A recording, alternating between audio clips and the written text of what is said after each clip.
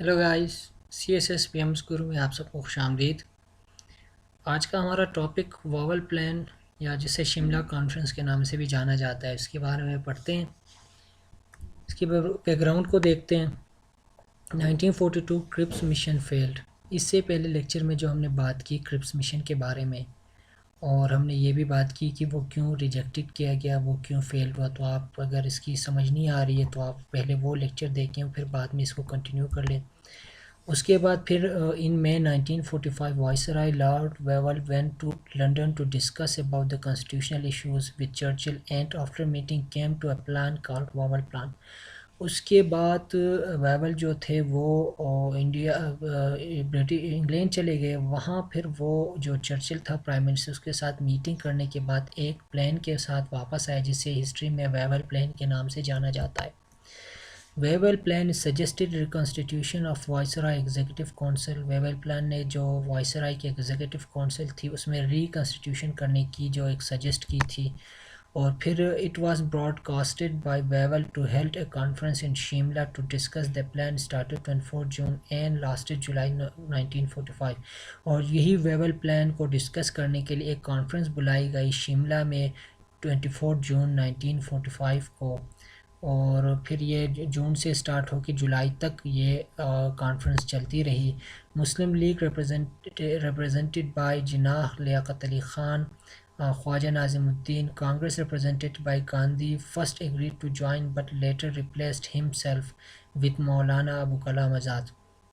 تو مسلم لیگ کی طرف سے اس کانفرنس کو جس کانفرنس میں ویول پلان کو ڈسکس کیا جا رہا تھا اس کانفرنس میں مسلم لیگ کی طرف سے جناح لیاقت علی خان، خواجہ ناظم الدین تھا.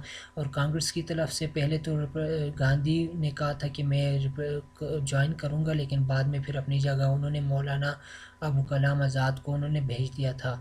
اور اسی جو کانفرنس تھی اس کانفرنس کو ہسٹری میں شملہ کانفرنس کے نام سے جانا جاتا ہے، اور جو پلان وہاں ڈسکس ہو رہی تھی اسے ویول پلان کے نام سے ہسٹری میں جانا جاتا ہے.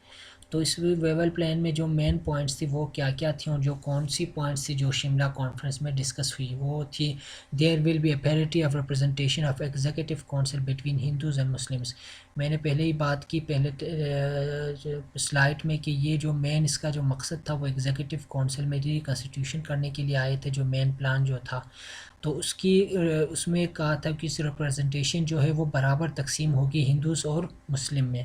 ٹھیک ہے، جو ایگزیکٹو کونسل ہوگی وہاں کی جو ریپرزنٹیشنس ہوگی وہ ہندو اور مسلمانوں میں برابر تقسیم ہوگی. اور among 5 seats for Muslim 4 will be nominated from Muslim League and 1 from Punjab.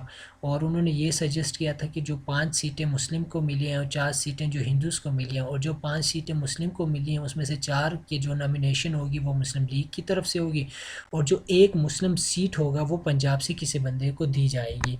اور کانگریس نے کہا تھا، اسپیشلی آزاد نے سجیسٹ کی تھی کہ جو ایک مسلم کی جو سیٹ پنجاب سے جس کی بات کی جا رہی ہے وہ خضر حیات خان تیوانہ کو دی جائے جو پنجاب کا سی ایم بھی تھا اور یونینسٹ پارٹی سے ان کا تعلق تھا. یہ آزاد نے سجیسٹ کیا تھا. Quaid Azam reject the plan because Muslim League wanted all nominee from Muslim League and Punjab was the largest province for Muslims.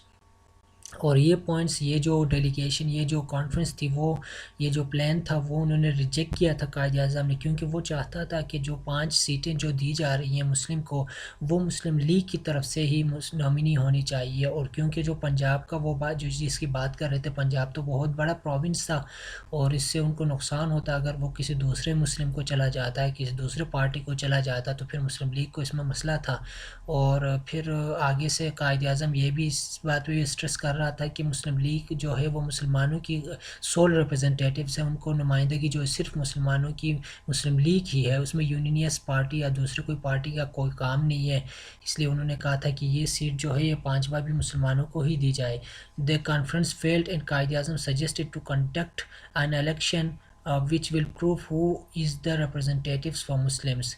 تو اسی بات پہ پھر قائد اعظم نے کہا تھا کہ یہ جو کانفرنس جب فیل ہو گئی تو قائد اعظم نے سجیسٹ کی کہ جس بات پہ یہ کانفرنس فیل ہو رہی ہے وہ صرف ایک سیٹ پہ ہو رہی ہے، تو اس سیٹ کا آپ کہہ رہے ہیں کہ یہ کسی دوسرے کو مسلم کو دے رہے ہیں، لیکن میں بار بار سجیسٹ کر رہا ہوں کہ یہ مسلمانوں کا ریپرزنٹیٹیو صرف مسلم لیگ ہی ہے، اگر میری بات پہ آپ متفق نہیں ہیں تو آپ ایک الیکشن ہی کرا لیں، الیکشن سے یہ بات سامنے آئے گی کہ مسلمانوں کا سول ریپرزنٹیٹیوز کون سا پارٹی ہے۔